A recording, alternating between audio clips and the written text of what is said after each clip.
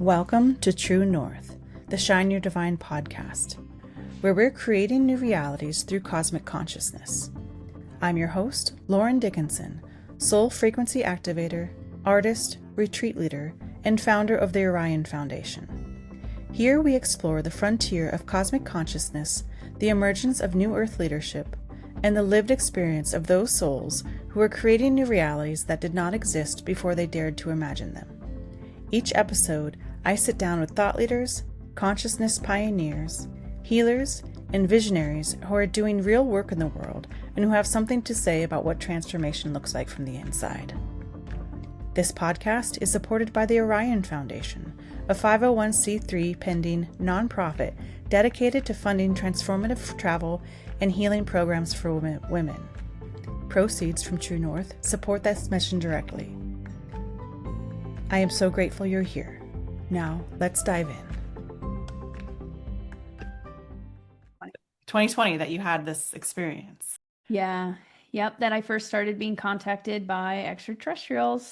And at the time I didn't know that they were real. I wasn't in the spiritual community. I wasn't in anything. I was open-minded and I was studying a lot of like personal development stuff. And I was starting to study consciousness, the science of consciousness and reprogramming your reality and things like that. So that already kind of opened up, started paving the way to have those experiences because I was open-minded. Yeah, it just kind of popped out of nowhere and then boom, and then it's just been crazy ever since. I mean, what a divine intervention, really. Yeah, definitely. Yeah, it was very divine, and it was a pre-contracted time, I've come to find, to, wake me up. Yeah. And then have you help be a catalyst for the awakening of the collective. Right. Yeah. Did you have any, I just did an interview yesterday with Debbie Solaris. So she said that something similar, like she was never really into this stuff until like she met her current husband. And he kind of introduced her, but like she did have some experiences when she was young that she realized that she'd been contacted before. Do you have anything similar from your childhood? I always thought differently. I always felt differently. Looking back at it, there were a few things that were strange. Like I got into this around like age 11 or 12. I was trying to like move fire with my mind and started practicing doing things like that. So I don't think normal people try to do that. Normal kid things.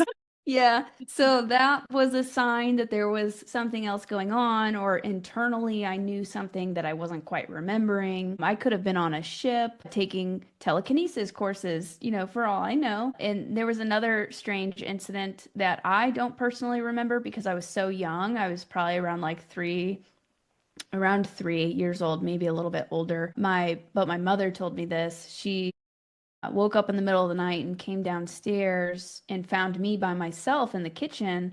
There were no lights on or anything. And she said, I looked up at her and I said, they just walked right through the wall. And I was like looking at the wall, trying to figure out where these beings went that I was just in communication with or just had an experience with. And it kind of freaked her out. That's strange to walk in on your kid. They're like, they just went through the wall. She thought perhaps it could have been like a ghost or something paranormal. And then I realized afterwards, and I tuned into this a bit afterwards, that it was extraterrestrials. And I believe they were altering my DNA or giving me some upgrades or teaching me something. I should probably dive into that further and do kind of like a little hypnosis regression session to see what else comes up. But so there were little blips of things that were just odd that happened throughout my life, but nothing crazy until 2020. How fascinating. But I would love to hear more about your 2020 experience and what that led for you in being on this very solidly on this path that you're on. Yeah, well, it took over my life once I found out because it's like once you find out what's going on and that we're not alone, like what else is there really? That's the biggest thing that's ever happened. So back in 2020, I actually started shooting space photography. I became obsessed with space photography. So I have a Nikon camera. I got all the gear. I would go out every night stargazing, taking photographs of the moon, of other galaxies, of different nebula and things like that. I just fell in love with it. And that's when I had my first UFO encounter, was a few months into that. where I went outside on my front porch and it was almost 2 o'clock in the morning. And I looked up at the sky and I locked eyes with this craft that was like a hovering light, a Mm. big, bright hovering light over the neighborhood. And then I had this kind of strange experience where time seemed to like slow down and everything. I became hyper aware. There almost was like a static electricity in the air, and a second craft appeared. And this one was much closer. It was a diamond-shaped craft. I could see all the details on it. It had a row of greenish blue lights and red lights that went across this diamond-shaped craft. And it moved around for me very quickly and then came straight towards me. And this wasn't far. It's not way high up in the sky. It's right over my neighbor's house. It came right over me and vanished. And that was my first experience. That just blew my world open. Yeah. And then I started being contacted all the time. They started popping up all the time. And it's like these UFOs were trying to communicate with me. They wanted to be filmed. It Mm. was really interesting. And now you have times where these UFOs, they want to be filmed, other times they don't want to be filmed. You hear a lot of people, and this has happened to me a number of times too, where they have an experience or have a sighting, and then they try to go grab their phone to record it, and their phone's not working, or they disappear. So a lot of the time they don't want to be filmed, but in special cases they do want to be filmed. And that's how the beginning of our relationship developed, was they wanted me to film this and then start sharing it. Because I'm like, why? I mean, I had 13 UFO encounters in the matter of 2 weeks, to the point where it started to kind of freak me out. I'm like, what is going on? This is crazy. Am I the only one experiencing this? Because I didn't know what a starseed was at the time. I didn't know that other people were having contact. I was a complete newbie. And I believe that was also by design, because I had to live a mostly normal life up until that point. I think that also takes away a lot of like confirmation bias and a lot of biases that I could have had, because these were just very naturally occurring experiences that once I started doing research and meeting other people, they correlated. So I could naturally find the correlations. And yeah, so I had a ton of experiences back to back. And then I was sitting at my table, my desk one night, and I just started talking to them. I didn't know about telepathy, but I'm like, if you can hear me, but I felt a presence. I felt like I was being watched. I wasn't alone. I started feeling them literally like 24/7. I could feel them. At that point in my life, especially for the first year, they were with me all of the time. There was not a moment where I wasn't like tapped in. It felt like, yeah. Now it kind of comes in waves, but at that point, they were very closely monitoring and guiding me. And I sat there and I'm like, I don't know if you guys can hear me, but what, why are you appearing to me? What do you want? And what do you want from me? And then also, nobody believed me.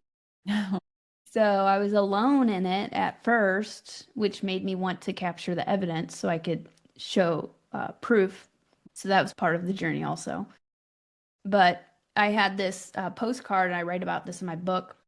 Postcard I got in Italy, the famous painting where they're touching the two hands, right? The two fingers. And it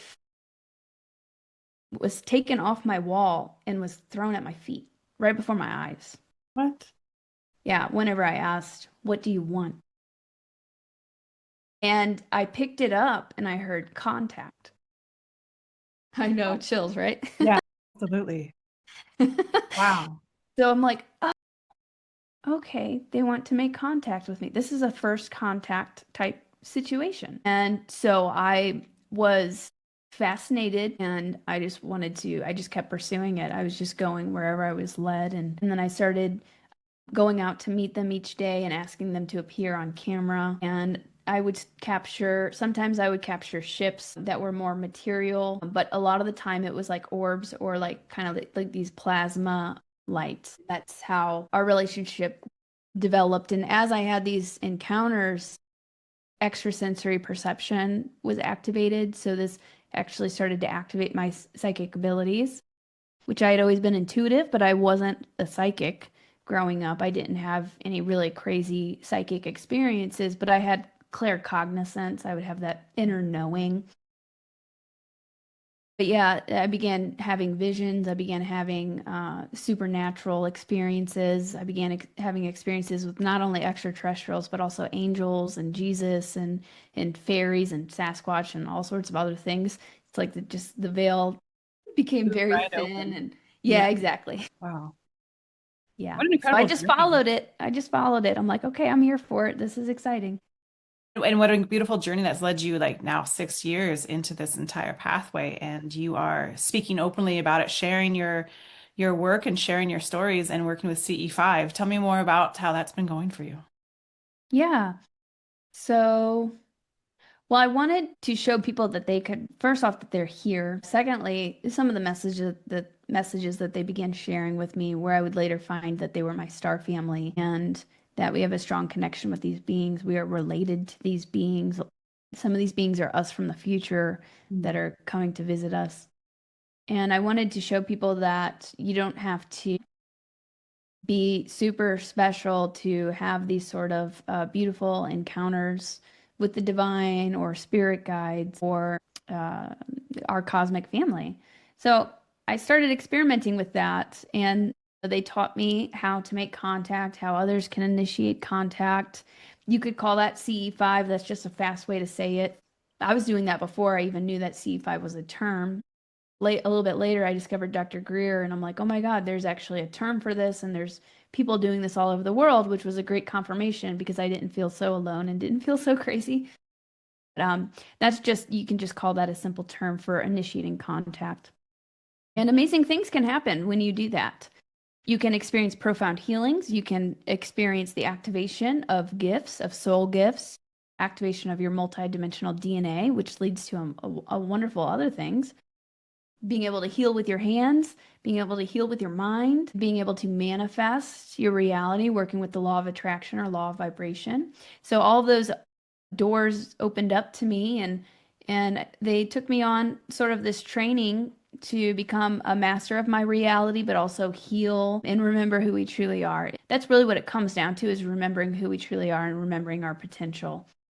So now I share the messages that I've been given. I do weekly updates on my YouTube channel where I like psychically tune in to see what's going on because there's a lot of chaos going on, but we're going through this major awakening process. So I try to make sense of it and see more of the spiritual component and energetic component of what we're seeing and what we're experiencing. I also touch on disclosure, and I help facilitate activations and meditations because those have been some of the most profound experiences. It's amazing what you can experience. And like I said, anybody can experience those things.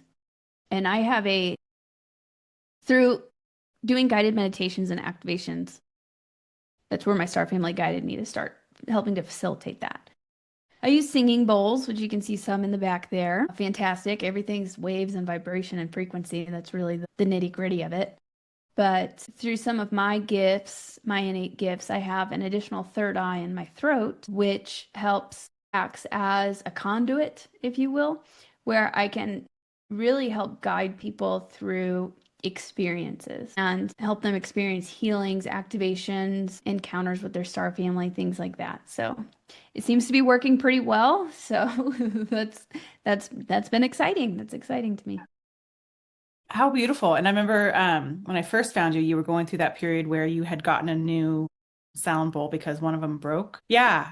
Which was a really cool way of the story of just like the upgrade that you made it seem like, which it totally was, because when something breaks, that's all that energy and it's ready Yeah. for the next octave, right? Are any Yeah. of those ones back there? That's the new one. I think the pink one, maybe. Yeah, yeah, the pink one right there is my new one. That's the crown chakra bowl. It's rose quartz. My the other bowl that I had that broke, which that was my baby. I experienced so much healing. I facilitated so many activations and meditations with that. And that was a Saint Germain violet flame. I know. Um, It Sacral served chakra. its time and served its purpose, truly. Yeah, I love that bowl. If I could, I still have the pieces. I might be able to repair it one day, but yeah, I think that was very symbolic for entering into a new chapter and the energy. It helped me to get to that next stage, and then it was done. Now it was time to kind of shift the energy a little bit. Yeah, beautiful. I know you do a lot of events up here in Mount Shasta and do retreats, so I'm always seeing your stuff kind of around. But I know that you just recently moved to Sedona. Is that Yeah. right? Yeah, how are you enjoying it? I love Sedona. There's a lot going on here. I lived there from 2000, like 10, I want to say, if my memory is serving me properly. And then I moved out in 2015, and I moved right before kind of like the big influx of people coming in. Yeah. So I can imagine it's just completely transformed and lots of people and tourists. Yeah, there are a lot of tourists. The houses are very expensive, Yeah. They were but then too. were Yeah. they? And it does seem like there's kind of waves of people that come in at certain times, and we've got kind of another wave that's been happening over the last year of people being drawn to Yeah. Sedona. Yeah, some people only stay for a few years or so and then they move on. I don't know what my plans are after this, but I live right by Bell Rock Vortex, so No kidding. In the village. I used to live there. Yeah. yep, village. I like it because it's off to the side, so it's not as intense or not maybe not as much traffic as the other side of Sedona, but living next to Bell Rock, we're like the closest neighborhood you can get to that main vortex. So Man. it can be quite intense at times. Yeah. No, they actually say that that's like the strongest in the entire area, probably closest to Thunder Mountain, but Bell Rock is like very known for that. Yeah, I used to go on walks there every morning and I would feel it's like a masculine energy. It's a very dew energy. It's active. It's Yeah. very active. So I would go there and I would get all of these downloads. But yeah, Sedona's fantastic. You can experience a lot in Sedona, but Sedona is an amplifier Hmm. and an accelerator. So I found that could lead to high highs and low lows, and it can be a little bit of a roller coaster. It's you experience a lot in a shorter period of time. But the veil's very thin. There's a lot of Sasquatch activity. Ships are normal, so I'm where I'm supposed to be right now. Absolutely. My experience with Sedona has been that while I was there, and I didn't know this fully probably while I was there, but that it brings up things in you that you need to cleanse. And the really, really deep, denser stuff tends to get brought up. And I constantly saw people getting spun out if they could not handle their own what's the right word, transmutation and their own energy. And once you can get stabilized in that, then you kind of can do a little bit better. I'm getting called actually to come back for a lot of reasons. But how I compare it to my experience now in Mount Shasta was like I went through the deep root chakra inner work when I was in Sedona, and then being here now in Mount Shasta for 6 years now. I feel like it's a refinement of all the rest of the higher chakras too. So it's been a very interesting balance to Yeah. compare the two. And a lot of the same vortex stuff happens here that if you don't handle your stuff, you kind of get spun out. But really, it's about connecting back with yourself and your own divinity to really, I guess, handle it the best way I know how to say it, but just like allow the process to take its own journey, right? Yeah, certainly. Yeah, I love that. And I would agree.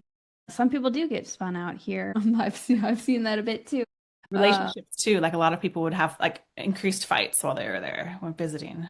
yeah, yeah, that's a good way to put it. It can rip the Band-Aid off. My first couple experiences in Sedona were rough, but then all of a sudden it turned beautiful. Hmm. And it was like anything that doesn't fit in your life, it is going to push to the front and push up to the surface. So that's what you can experience so much growth in such a short period of time. I've been here for almost a year now, and I don't even know what's happened. Although so much has happened over the last Yeah, I imagine.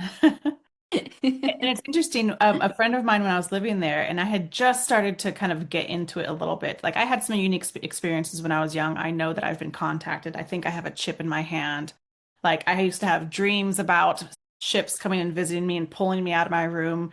And somebody that I was talking to, a psychic astrologer there when I was living there, said that the people that do get called to Sedona specifically have some kind of ET connection. So I love that even probably organically you were like drawn there and had all Mhm. this experience, and it's like exactly where you're supposed to be.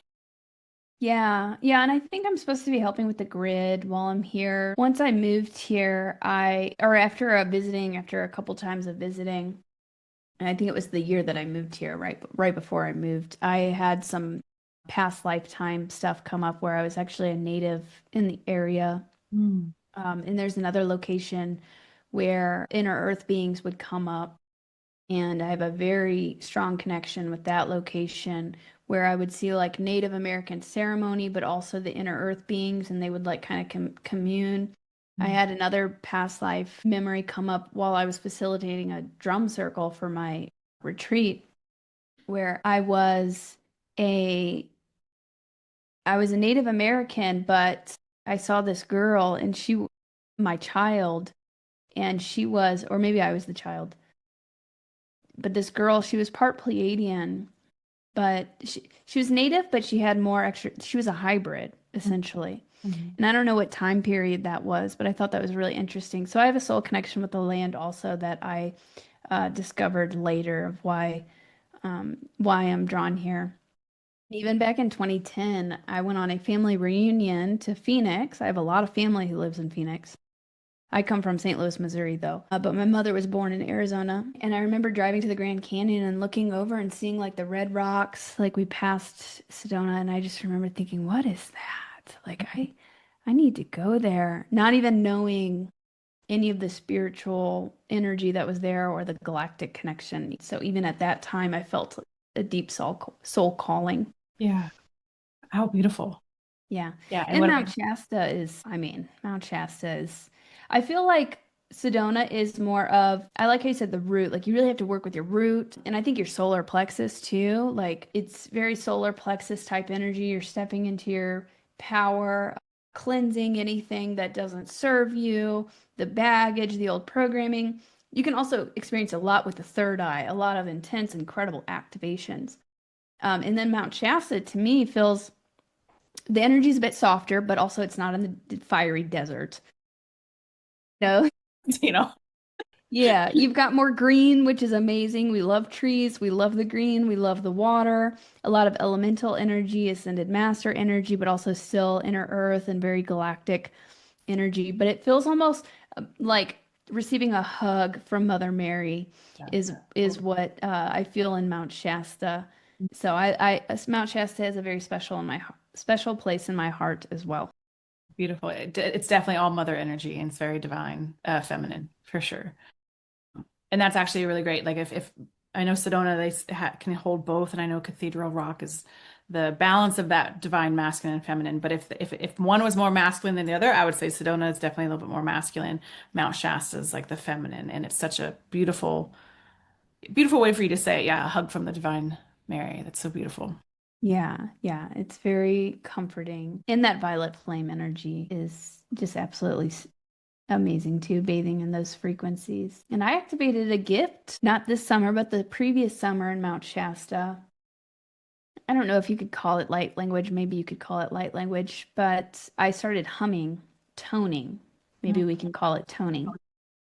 Yeah, where I started humming, and now I'll do that all the time. Sometimes like Native American sounding songs will come through these hums that of songs I've never even heard before, but it's like, when you're humming, your throat is vibrating and you're helping to kind of tune your body Mhm. and the energy around you. So that activated, and then once that started, it's like I'll get these higher frequencies that come in, and I'm kind of toning them and integrating them in.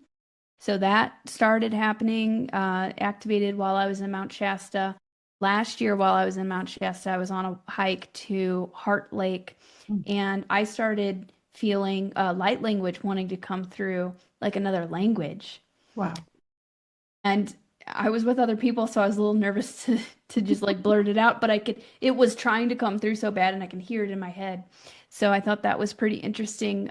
I've had those experiences in Mount Shasta where like this activation of a light language gift starting to come through. Beautiful. And I know that you're taking a group to Ascension Rock. Yeah, yeah. So last year was actually my first time going to that location. So I went to that location 3 times on that trip, and we brought dowsing rods. The rods were going crazy, so there seems to be like a vortex there, a portal there. We caught some incredible photographs of my retreat group where this one girl, she was standing in front of this rock structure, which I think those are inner earth temples or the remnants of these temples. There's like you see what you're seeing in the physical, but that's not all that's there. There's much more there. Same with the rocks in Sedona. There's more to Bell Rock. I've seen that as a crystalline temple in the higher realms. A lot of people think it's a ship too.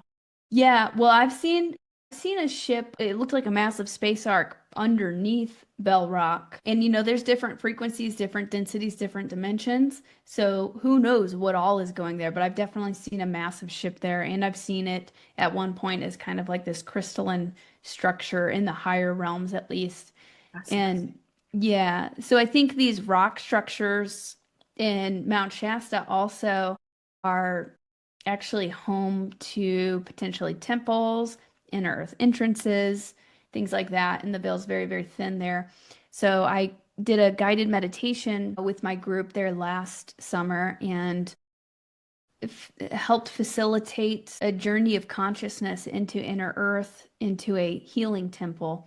So we definitely felt the presence of the Lumerians there, and that was specifically at Ascension Rock. If you have any experiences at Ascension Rock, I would love to hear them actually. Yeah, thank you. I had my, what was it? My third Reiki attunement session there. We went as a group to Ascension Rock. And so it definitely like I've gotten, I think, five different attunements because I started with one lineage and got my master, no, Reiki attunement two with some people in Sedona. And then when I was ready for three, I did one, two, and three with this practitioner here. And so kind of just like cleared me of all the previous attunements, and then I could tell specifically the difference of doing it at Ascension Rock versus sitting in someone's living room was completely different. I had a complete meltdown. I felt like almost like an out of body experience that I was having. And Yeah. then as everyone else in our group was getting their attunements, I kind of did some exploring, and I definitely intuit and feel that the front of the rock when you first come up that trail, there's like this kind of like hole-ish looking thing. That's definitely part of the portal. And then I wandered around to the back, and I'm just like, I love climbing trees and climbing rocks and stone, all that kind of stuff. So like I was like, I'm going to climb up here. So I found actually this little cave on the backside of Ascension Rock, and I was in there what felt like hours, but by the time I checked my phone, it was only like 20 minutes, and I just had this massive, beautiful like meditation download. Of course, riding the high of the Reiki attunement, but it was such like a direct conversation with the birds and nature and everything around me. It just felt like it was in me and out of me. And it was just this really cool, like immersive, transcendental experience. That's amazing. And I That's understand when beautiful. you, thank you. Yeah, and I remember because I have been following your work for a while. I remember when you went to Ascension Rock last time, you said that you guys had so much power going through that you blew out some of the Mount Shasta electricity. I'm not on the power grid. My neighborhood is on the original power grid, so I Uh-huh. didn't experience that. But I remember reading that and being like, oh my gosh, how cool, you know? Yeah. So that was actually, we weren't at Ascension Rock that year. That was the previous year. We were at a different location on the mountain. So there's a, where somebody that I know, he's done a lot of interviews, claimed to have been invited into Inner Earth. It's a similar rock, a strange rock formation. Keep an eye out for these strange rock formations Yeah. Yeah. because there's more going on there than what it looks like. Some of them literally look like doorways. So he said that he was invited into Inner Earth by the Telosians at that location. So I took my group up there and we did a meditation, and it was amazing. We captured really cool pictures too of these rainbow. It looked like rainbow light beings all around us. And when we went back down the mountain, that's the power had just gone out and was out. And that's also when I had a strange experience. I know Starbucks isn't good. And in the drive-through, there was a gentleman who was very, very tall, looked like a giant. I didn't even ever see his face because I was in the passenger side, but his very long torso, long arms. And somehow my whole retreat group ended up in this drive-through. We didn't know that we were all going to Starbucks. We just all had this idea to go to the Starbucks. And as we were passing through, and I just recently made a reel on this, sharing this story, but as we were passing through, like I looked over at the address. And when I saw the numbers, suddenly like time slowed down. It almost felt like deja vu, but it was different. It was like time slowed down and expanded. and dilated. And then I looked through the window into the Starbucks and there were people sitting there, but suddenly the veil lifted and I could see that they weren't regular humans. They were actually intraterrestrials or extraterrestrials. I think extraterrestrials, probably a combination, but they weren't human. And it's like the veil thin to where, and they kind of uncloaked themselves. And it happened during this slowing down of time. And it was so crazy. I'm like, what happened? What was that? And then other people kept commenting on the guy in the drive-thru saying he didn't look human. He looked very strange. One of my attendees went into the Starbucks, didn't do the drive-thru, and she said that the people were acting very weird, almost like they didn't know how to be human.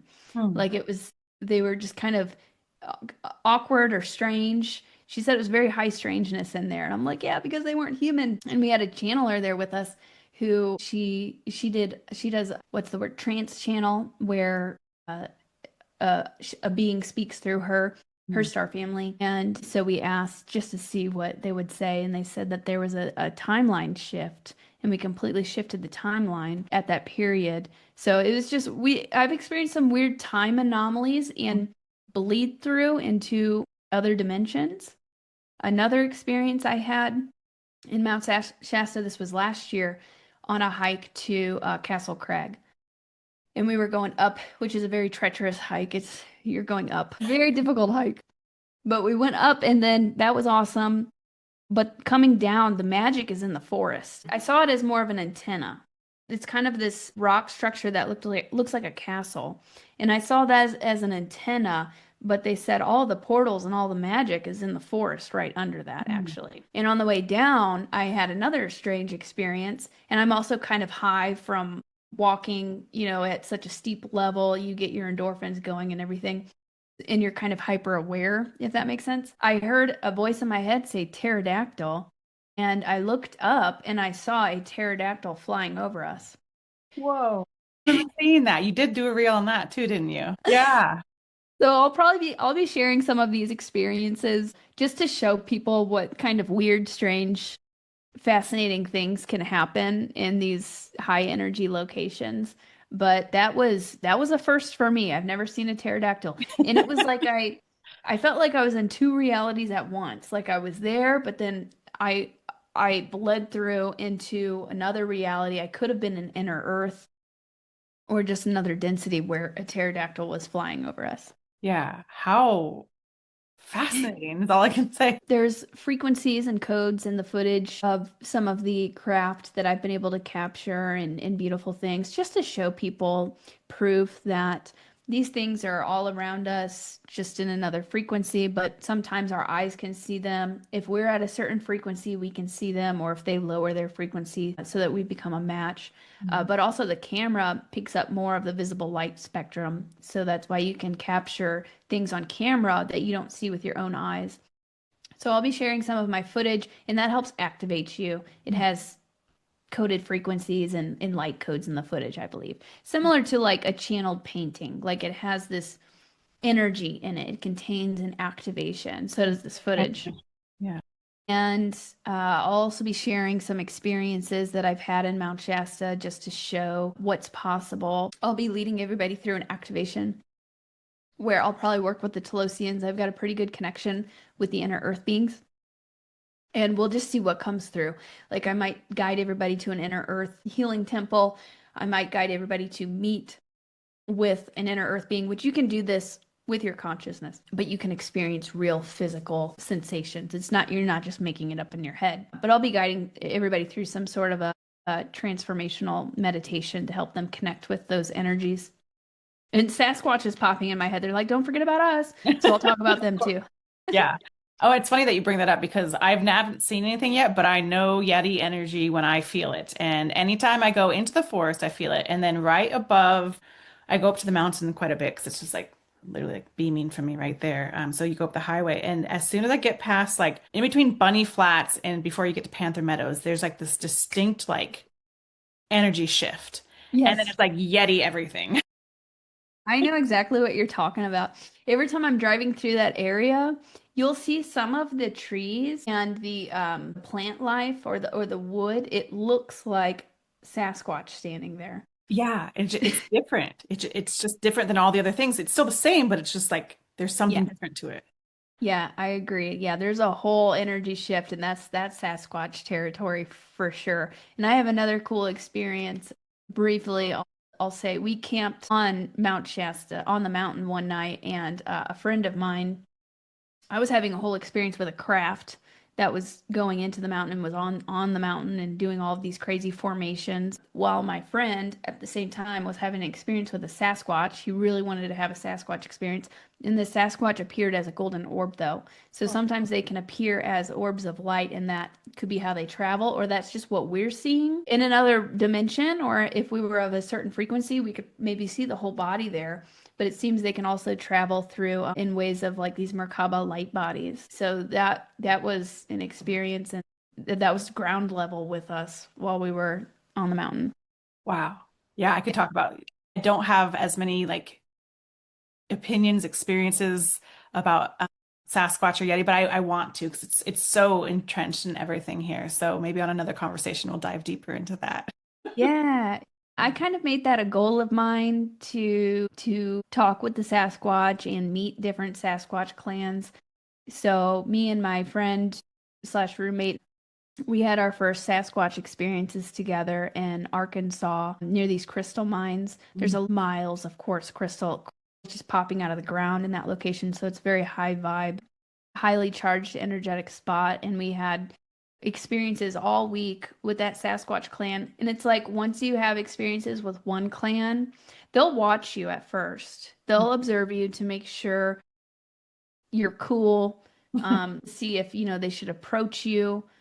But if you really spend some time and set that intention, then you can have an experience. Sometimes it might be like a knocking, or sometimes they'll make noises like owls or hooting noises, different strange noises. They might leave you gifts. You can leave gifts for them. But I've had some beautiful experiences ever since meeting the Sasquatch clan over there. Then I started meeting other ones, but I was also kind of seeking that out and setting that intention. But it's interesting. It's like once you know one Sasquatch clan and you're good with them, then like the other ones know that you're cool. Vision goes out. Yeah, like this one's Yeah, exactly. cool. Let her in. Exactly. Nice. Lily, I feel like I could talk to you for hours about all this stuff. It's been so fascinating to share space with you. And Yeah. Yes. yeah, but thank you for your time today and sharing your wisdom. If anyone wants to get a hold of you for anything, what's the best way for them to do that? You can go to my website, lilynovacontact.com, and then you can find everything on there. Also, YouTube. I'm very active on YouTube. Lily Nova Starseed. I'm very active on Facebook and Instagram as well. And my name on Instagram is lilynova.official. So I've been posting more reels and short, little short clips of different fun psychic things. And I actually want to do a video on Sasquatch coming up because there's been a huge Sasquatch flap. A bunch of Sasquatch have been sighted in Ohio. No way. Just this past week, literally lots of cases just all of a sudden. So I wanted to tune in and talk to them and see what's going on. What Yeah. I'm picking up on so far, there seems to be like a dimensional rift where they're like unveiling themselves more, but I really want to talk to them and deep dive into that and post a video on that soon. Yeah. Well, for anyone listening, you heard it here first. Go follow her so you can be the first to access this. How incredible. I can't wait to hear more about it.